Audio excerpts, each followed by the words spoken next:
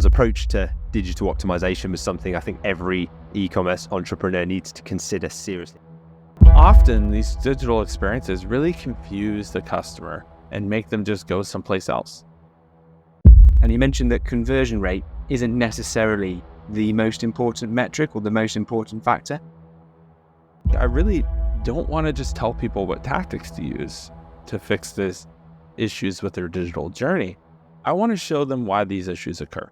Most e-commerce brands especially focus on the wrong metrics. It's a great opportunity to start making those meaningful changes straight away. So many companies focus on this question around how do I get people to convert that they miss out on the crucial opportunities that exist before that.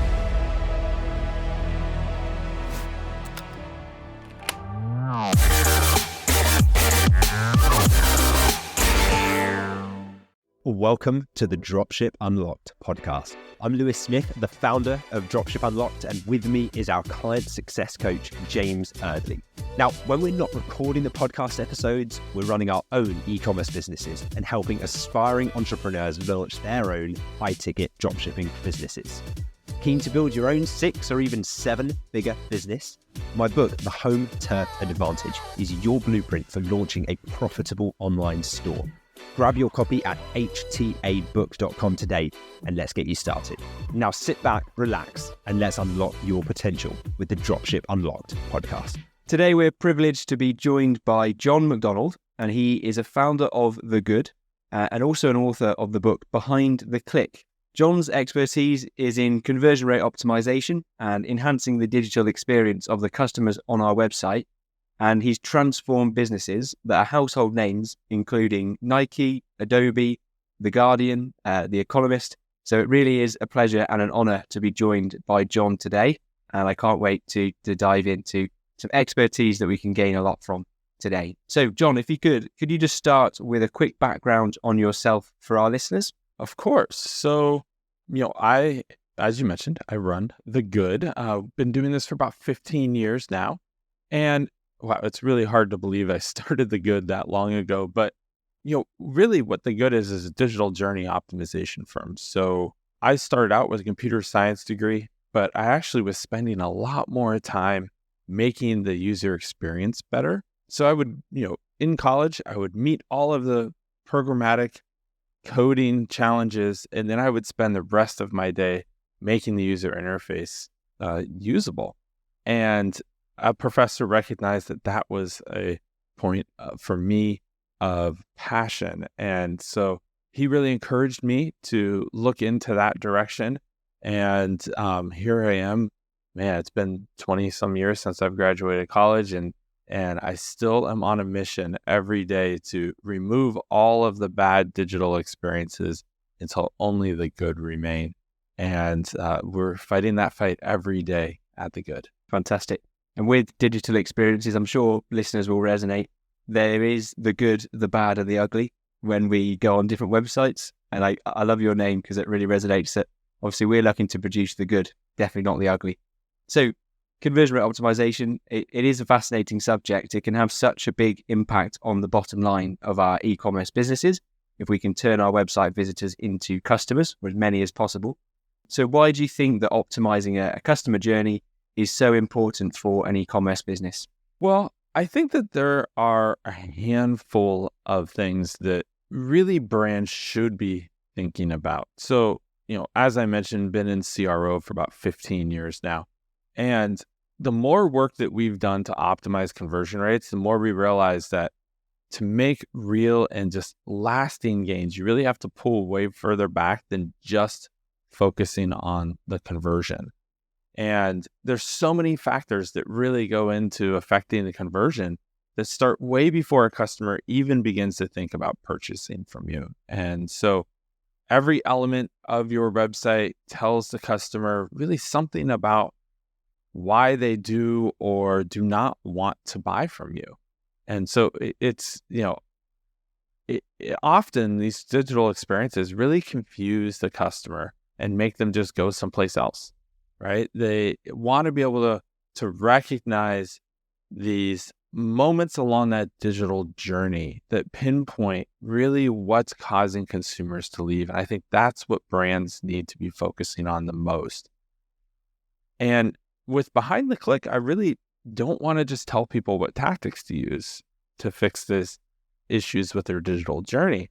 I want to show them why these issues occur, right? Because there are checklists out there. There's so many tactics that might work, or they might really just create more issues for you, even though they worked for somebody else. So really, I want people to understand the why behind deploying these tactics and what would work for their specific audience on their site. So realizing that decisions online are not logical, but are really heavily influenced by psychological factors is something I wanted to explain and help bridge that gap by applying psychological principles to improving digital experiences. And that's really why people need to pay attention to behind the click and understand more deeply why they should be optimizing their digital journey beyond just a checklist of best practices. Fantastic. So your book, Behind the Click, and everything you do with the good, and all of the conversion rate optimization, it's all grounded in the psychological forces that drive the behavior that our customers take when they're on our website. So I'd love to dig into that a bit more. What are some of the psychological forces at play when website visitors are on our sites? Wow, I outline about 80 of them in Behind the Click, so we could really take a few of these. But a few examples you could be thinking about, like there are always really 4 main steps that I like to start with. And if you can enact these, you're really much likely better off than your competitors. Right. So the first thing you really should be thinking about is constantly optimizing. Just aim to get 1% better every day. And the optimizations, they'll compound over time. And you'll start to see that lift very, very shortly. You should track and follow data. And most folks in business have gotten where they are by following their gut instincts. And it's really hard to not pay attention to opinions, to really base everything on data. But to truly optimize, that's what you need to do. You also need to talk to your audience, and they are going to show you the way. Unfortunately, what most brands do is they look to their competition and they copy their competition. And what that does is it ends up with a sea of sameness. Everybody really just is going to have the exact same experience, and you're not going to be able to stand out at all. And you're always going to be a step behind your competitors, right? So really want to make sure you're talking to your audience. And fourth is to find outside perspectives, right? I say it's really hard to read the label from inside the jar. So even the best or the largest companies always need help to be able to understand what to change. And if you think about those 4 main tenets and main steps, all the psychological principles will really help you to fall in line with those. And so that's the psychological principles that we have as business owners ourselves. And it's quite easy to fall into that trap of looking at competitors, isn't it? And really starting to like what they do and approach that for yourself. But then you end up not standing out at all as a company. So how would you go about finding your own voice? Is it all purely based on data? Well, I think that it's really doesn't matter what you want to convey, right? It really matters what the consumer is trying to do when they get to your site, right? So I think you'd really be surprised how many of these psychological principles are at play that you'd never even really consider. And if you understand those, then you're going to really get into the mind of the consumer, and that is going to help you win, right? So if you want to stand out and you're doing things like putting really the story of how your company was founded, that's going to connect a lot more than saying, here's our founder and aren't they so great, right? But so many brands want to just get their founder out there and talk about themselves that they miss how it affects the consumer. But the thing is with most of these psychological factors that I wrote about in Behind the Click is really there are two main ones that I spend the most time on that I think really apply. And the first is choice overload, right? So this is the tendency for people to become more overwhelmed when they face too many options. So if you think about that, really just you need to simplify. And if you can simplify the site and the experience, you're going to be much better off.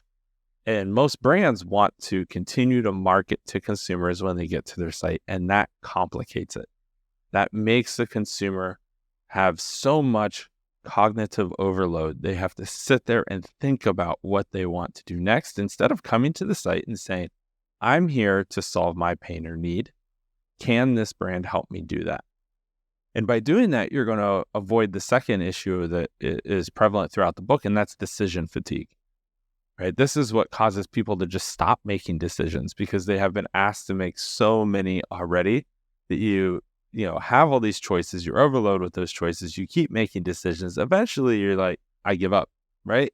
Like I'm just going to go to Amazon or whatever and search instead of staying on your site.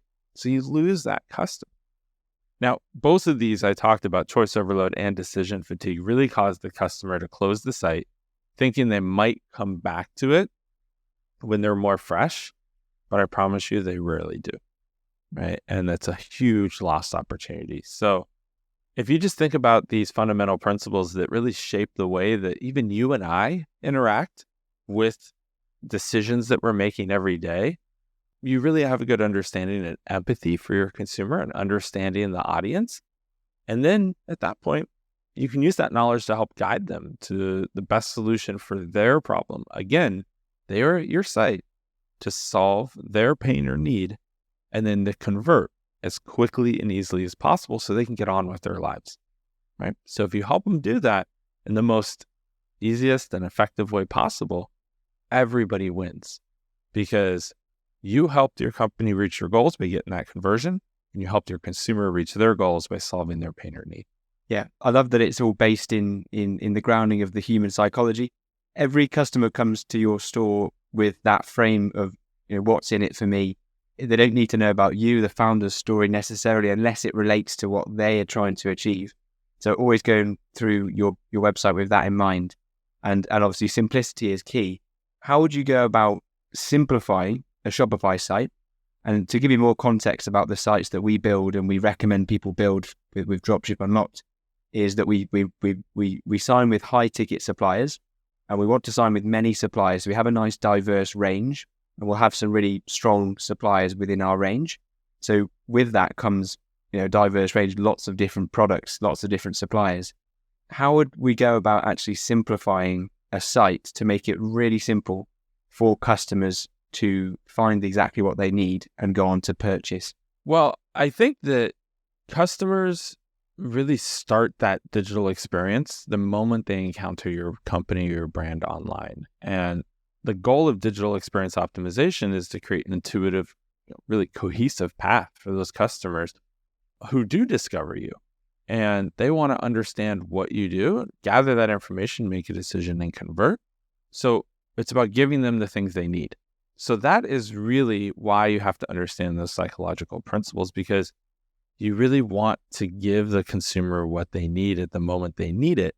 And that's going to help them convert. So it's both an art and a science, right? We really want to uncover issues that customers face on the company's website, then use research, data, several types of testing, right? Most people hear conversion optimization and they immediately go into A/B testing. Like you have to test everything. And that's not true. Most things you can validate, and I recommend you validate them, but you don't need to do A/B testing. In fact, most brands shouldn't be doing A/B testing. They don't have the traffic volume or the conversion volume to really get statistical significance, right? Which is basically the math saying, yes, version A, version B, version C won. If you don't have enough traffic, then that really just isn't worth it. It will take you way too long to see a return on that investment. So I really recommend looking at it as both an art and a science. And the easier it is for customers to find the right solution for them, the more likely it is that they're going to convert. Right? So that's where you should focus. So many companies focus on this question around how do I get people to convert, that they miss out on the crucial opportunities that exist before that. Because so many customers never make it that far into the digital journey to even consider converting. So if you look at it like a funnel, you really need to be most effective higher up the funnel, not just worrying about that checkout or that conversion point, because that's important once people get there. But it's not really the best place to start optimizing for the biggest impact. So thinking about it as a funnel, I love that frame, because when you are designing a homepage, for example, you're designing for the customer to take the next step, which of course from a homepage, it's not to check out. They have to select their product first. So it's about getting somebody from a homepage to a collection page, so choosing which type of product they want to view and then going from there. It's a great point that, so many brands focus on getting people to that end goal. Really, you'd want them to take each individual step. And you said it right. Your homepage, the goal of the homepage, get people to the next step. The goal of a category page, get people to a product detail page. Goal of a product detail page is, a lot of brands would say, to convert at that point. I would say to help the consumer understand that that's the best fit for their needs. Because if it is, they will convert. If not, give them pathways to continue that journey as opposed to just shutting it down. Because if you're just focused on conversion and that's not the right fit for them, they're likely going to just drop at that point because they don't know that they have other options in that journey. Yeah. And when we actually optimize to make it clear to customers why that's the perfect product for them, it'll make us make very different decisions then on the product page that we create. So how would you go about optimizing a product page with that in mind? How do we get across to the customer that this is the right product for them? Yeah. So, this is where in the book, I actually outlined 4 phases. There's the discovery phase, the information gathering phase, decision-making and conversions, and then post-purchase. I would say at this point, the goal of that page, of the product detail page, is really information gathering for consumers. And this is the point of the journey where customers really move beyond, this might be what I'm looking for, to digging into the details. All right. So during this information gathering phase, you really want to help the consumer move beyond that casual window shopping, if you will, to really start a dedicated mission to find the information they need to make that purchasing decision. And this is also the stage where customers begin to interact with things like your navigation bar, or to sift through different categories, right? Or explore software functionalities and features if you're an app or a SaaS app of some sort, or really just scrutinize reviews, right? All of these things are going to matter at this stage. So they're on the hunt for any piece of information that will confirm that your company has a solution that they're looking for. And, to really do that, you need to be thinking that there are 2 main types of customers at this stage. The first is maximizers. And these are customers who need to know every single available detail and option in order to make that best decision. They're the ones putting spreadsheets together, taking screenshots, they got 20 tabs open. You're not the only place they're doing research, right? So if you can make it simple for them and help them with that journey, you'll be great. Now, the second is satisfiers. And these folks are interesting because these guys they're just content to find a good solution to their problem and move on with their life, right? And maybe it's a commodity they're looking for, right? It's not something that's super specialized, or maybe it's a lower priced item. But if you really focus on understanding you have these 2 audiences, you can start to make sure the journey matches up for both of them. You can have the details there when people want it, but you can also make sure that it's easy to convert for those who are ready to do so. Yeah, I definitely fall more into the satisfy camp, but We've got to optimize for both types of people, haven't we? And there are people that will be scrutinizing you against other competition. Yeah, so it's about being clear. You touched on something earlier that I want to dive into as well for people that are just thinking about and getting started and understanding, how can they convert more customers for their site. And you mentioned that conversion rate isn't necessarily the most important metric or the most important factor, and conversions we don't need to focus on too much. What other metrics would you say for us to really focus and consider in the digital experience optimization work that we do? It's a great question because I think most e-commerce brands especially focus on the wrong metrics, and they really focus on vanity metrics, right? The problem is they look at things like time on site and they say, wow, time on site is, if I can get that number up, I have more engaged customers. I look at time on site and I say, the longer somebody spends on your site, the worse it is, because they have not been able to answer their questions and get on with their lives, right? As a satisfier, you're somebody who is on a mission. You are there to go answer your question, find that pain point solution, buy it, and move on. And, really, you want to spend as little time on that site as possible. But brands put so many barriers in the way. Again, want to tell their story, want to keep marketing to you. We're talking a lot today about, this is actually my third book, Behind the Click, but my first was called Stop Marketing, Start Selling. And it was all about how brands continue to market to consumers when they get to their site. And what they need to do is start selling. And I'm a firm believer that if e-commerce websites came from sales teams originally instead of from marketing teams, we would have a completely different internet. Would it be as much fun? I don't know. I would argue probably not. But would I be able to get way more done on it? Yes, 100%. I feel like I would be in and out of most websites. It'd be transactional, and those satisfiers would be satisfied. Yeah. So, what barriers do you think people put in the way of customers because they're trying to market? What are the common things you see from new business owners? Well, I'm quite known in the e-commerce world for hating pop-ups. And I think it's a massive epidemic, unfortunately. Most brands, this is a way to continue to market to consumers after they leave your site. So even on a homepage, they'll interrupt the consumer to put up a pop-up that says, give us your email and you'll get a discount. Well, as a consumer, I don't even know that you can solve my pain or need, so that discount really isn't helping me. Where the discount is helping is for the consumers who have either already purchased from you or already know you can solve their pain or need, in which case they were probably going to purchase again anyways, right? So you didn't need to spend that discount.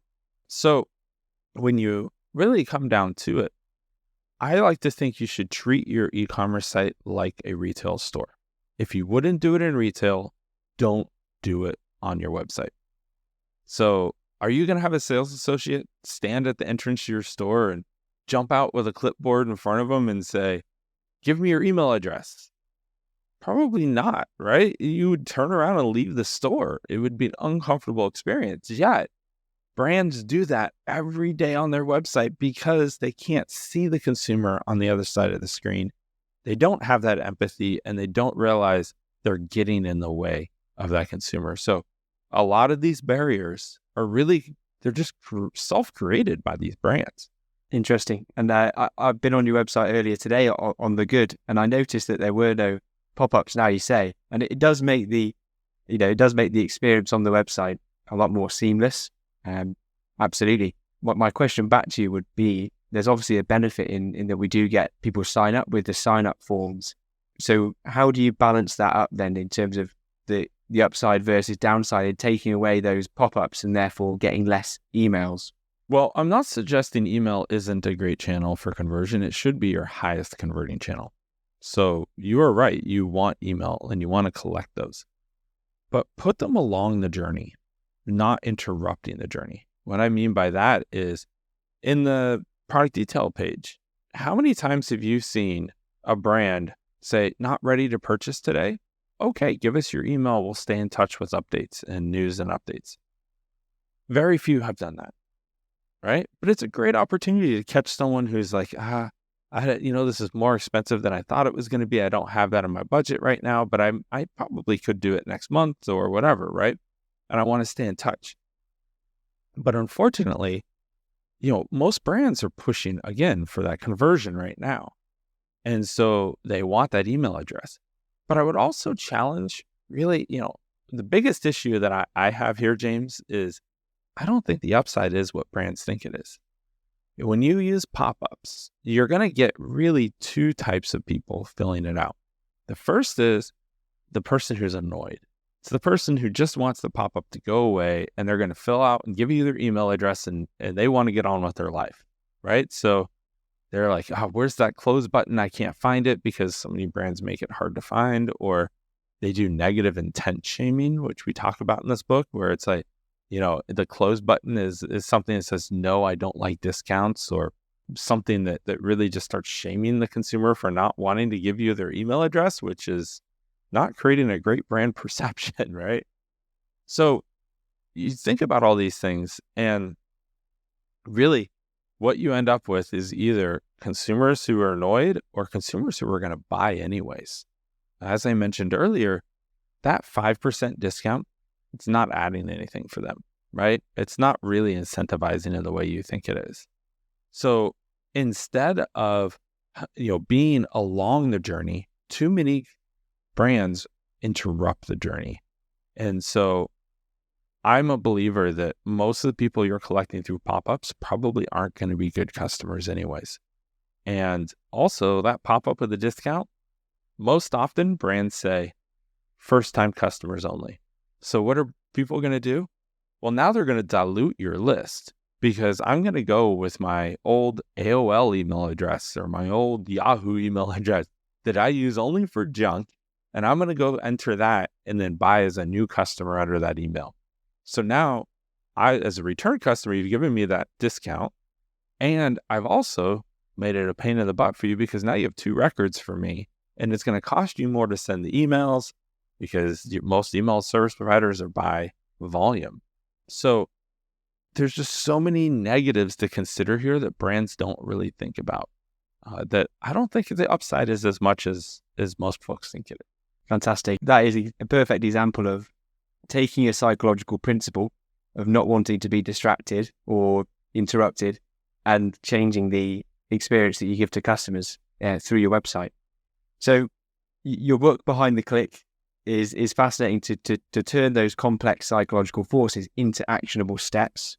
Just as we start to round up today's conversation, could you give maybe another example of how you would turn these steps, for listeners that are listening in today, how they would turn some complex psychological forces into actionable steps to enhance the website that they've set up? Yeah, sure. I think most brands will stop at that conversion point. One thing that I wanted to make sure I covered in the book was post-purchase. We talked about the 4 phases, and most folks think optimization stops at that conversion point, right? You optimize the journey, you got somebody to do what they want to do, they're done. Most folks ignore what happens after. And I feel like that's a problem, because at the post-purchase phase, consumers have 3 main questions that most brands leave unanswered. That's questions like, were my expectations met? Right? So brands need to be doing proactive communication around the good and the bad items, right? What does that mean? Well, somebody left a review that was perhaps not the best review, but responding with empathy and responding at all is going to show other folks that you care. So making sure that people have their expectations met and being proactive about that, so that you can address any challenges before it becomes a bigger issue for you. And the second is, did this product or service work as it should? So you really want to create a clear and easy onboarding process. This could be bite-sized videos about how to use your product, right? So really guide them in the direction you want them to go and provide that value add, right, after the purchase. And the third question always is, would I make this decision again or recommend that a friend do the same? And so really what brands need to do here is leave them with a good note with quality post-purchase flows. And these are post-purchase emails. There's generally 4 or 5 of them that I would recommend, but those are things like order confirmation, shipping confirmation, check in on the shipment. Did it arrive? Is it damaged? Are everything good? And lastly, and only lastly, ask for a review at that point. And so many brands ask for that review and that social proof right up front. And there's tools that will even ask right at conversion. And I'm like, well, I haven't even gotten the product yet. Why are you asking me to review you right now? Doesn't make a lot of sense. I can't be very detailed. I can review your user experience, but that might be about it. So yeah, I think forgetting about post-purchase is something that brands do way too often. Fantastic. So thank you for covering that. It's been fascinating to chat with you today, Jon. And I know you're going to continue and record some more in-depth conversation for our premium members of Dropship Unlocked, which will be fantastic to dive into shortly. But first, I recommend for anyone listening to pick up a copy of your new book, Behind the Click. So if people want to work with you, Jon, and read your book, where would you suggest that they go? Yeah, so the first thing is you can get a free sample chapter behind the click at thegood.com/BTC for behind the click. You can also buy the book wherever most books are sold, including Amazon or direct from thegood.com/BTC. We have it for sale up there as well. So that's the best place to find the book and to get in touch if you have any questions. Fantastic. Thank you again, Jon, for joining us today and sharing the valuable insights. Be sure to check out Jon's book with the link he's just provided and apply those strategies to create a more engaging digital experience for your customers and also, importantly, improve the bottom line for your business. So thanks, Jon, for joining us today. Thanks for having me. Well, Lewis, Jon really unpacked some powerful insights there, and understanding the psychology behind customer actions online is a real game changer for any e-commerce business. I think the way that Jon broke down the customer journey into those 4 phases really highlights the importance of crafting a digital experience that is engaging and enables a customer to purchase seamlessly. Yeah, absolutely. Jon's approach to digital optimization was something I think every e-commerce entrepreneur needs to consider seriously. I know I certainly did. It was really clear from his session how important it is to go beyond just that surface level and really truly understand what drives our customers. And for those who are ready to take a deeper dive, Jon's additional training for our inner circle members is just the kind of in-depth resource that can transform the way that they approach their online strategy and online business. I think my biggest takeaway from today's conversation was that improving our store's conversion rate is not just about the numbers, but it's understanding that qualitative data from customers that opens up a new way of enhancing our overall customer experience. I agree. It's a new way. It's always so data-driven when it comes to conversion rate optimization. But Jon, it was quite refreshing to have a chat with him and really understand the customer journey from the customer's point of view. I think it's all about creating those behind-the-click moments, which, of course, is the title of his book. And it's fantastic that he's made that first chapter of his book available to anyone that uses the link in the description. And it is a great opportunity to start making those meaningful changes straight away. Definitely. Yeah, implementing Jon's strategies alongside the foundational steps laid out in the Home Turf Advantage. It could be the perfect combination to take your e-commerce business to the next level. So yeah, definitely recommend jumping into that one. If you'd like to check that out, head over to htabook.com to pick up a copy of my book. And if you pair what you learn there with the insights that Jon shared with you today, you're definitely going to be setting yourself up for success. Enjoying the podcast? We'd love to hear from you. Leave a comment or a review, and we might just feature it on an upcoming episode. Also, for detailed show notes and resources, head to dropshipunlocked.com/podcast. If you found value from any episode of this podcast, please take just 10 seconds to leave us a quick 5-star review on your podcast app of choice. It helps us more than you could imagine. And who knows, you might just hear your comments on the show. Thanks for being part of our community. Your support helps us keep delivering a new episode every week. Now let's answer a question that we've had in from a podcast listener. Remember, if you want your question answered on the podcast all you need to do is comment below the YouTube video version of an episode, and we'll get those asked in an upcoming episode. That's exactly what James P. has done. So he has asked this question for you, Lewis. I've seen multiple adverts for tools such as Hotjar to help with understanding the customer behaviors on your websites. Do you have experience of using screen recording tools, and would you recommend them? Yes, absolutely. I do, James P. And they're really valuable. So it's great that you're looking at tools like Hotjar. There are others like Microsoft Clarity is a great one. And Lucky Orange is one that we originally used with Shopify. So yeah, indeed, very, very powerful tools, like you say. And we've had experience with and can recommend for understanding customer behavior on our websites as well. I think these tools are really valuable because they offer real-time view of how visitors interact with your site. For anyone who doesn't know what they do, essentially it's almost like you're watching someone on your website over their shoulder and you're watching where they move the mouse, what they hover over, what they click on. And it's fascinating. And I think the potential downside with them is that if you zoom in and look at an individual use case, the insights can be a little bit skewed because that person may have just got distracted and had to leave the room. But when you have an expert view this, like a conversion rate expert, look at the big data behind it and really like zoom up to a macro level and say, okay, what are the trends here? What are like heat maps, things like that? What are people hovering over but not clicking? What are they interested in on the site? Why are they not clicking the add to cart button, for example? It's great to use these tools to check for any obvious errors or roadblocks in the user experience, but to truly leverage them and get the most out of them, I'd recommend partnering with a conversion rate optimization expert. Luckily, we've had 2 on the episodes in recent weeks, so definitely got some potentials to reach out to there.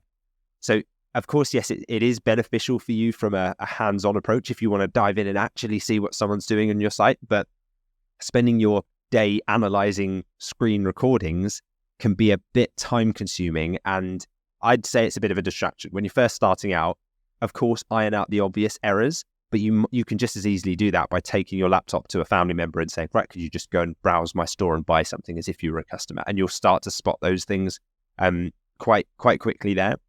Once you have someone with a certain level of expertise to start running actionable reports from it, getting insights, and then diving in and fixing those things, that's where a CRO expert can really help elevate your business and give you those actionable insights and implement the changes that can boost your site's effectiveness and conversion rate and obviously your profitability as well. So hope that makes sense. And yeah, thanks again for your question. Good luck. Great question and well answered. Thank you, Lewis. Appreciate that. It was a good question because you've got to put on the business owner hat. And as a business owner, you've got to start thinking in different ways where your time may not be best spent looking at all the recordings yourself. Can you bring in experts that will give you reports, give you really valuable data that you can then act on to improve your business? So, fantastic question. Now we're going to highlight a recent review that we've had in for the podcast. And a big thank you to Sobia Wasim 5790 for the YouTube comment. And they've said, I have been following Lewis for the past few months and really admire and appreciate the work he does. The masterclass is one of the only courses I'm really interested in, as there are thousands of mentorship programs, but this is the one that looks the most promising. And this is the only one that I've done a lot of research on with other programs, and it's such a great opportunity. So thank you, Lewis. Amazing. Thank you so much for your review, Sabia. Wasim, really appreciate it. I'm glad to hear that you've been doing your research and that you're finding it helpful. Now, we know that WhatsApp is the most common method of sharing these podcast episodes from the analytics that we get to see on the back end. So perhaps there's one person that you know who might just be interested in running their own online business. The biggest single thing that you could do right now to help them could be share this episode with them on WhatsApp. It takes you just 10 seconds. And the best part is they'll have you to thank for their success. Thanks for joining us on this episode of the Dropship Unlocked podcast. We hope you're walking away with insights and inspiration. To kickstart your e-commerce journey, grab a copy of my book, The Home Turf Advantage, at htabook.com. It's a distilled guide based on real experience to help you build your e-commerce venture. Don't forget to hit the subscribe button for more strategies and success stories. And if you like what you heard, a 5-star review would mean the world to us, and you might just get a shout out on an upcoming episode. And finally, thank you for deciding to spend your time with us today. We can't wait to bring you more insights on the next episode of the Dropship Unlocked podcast.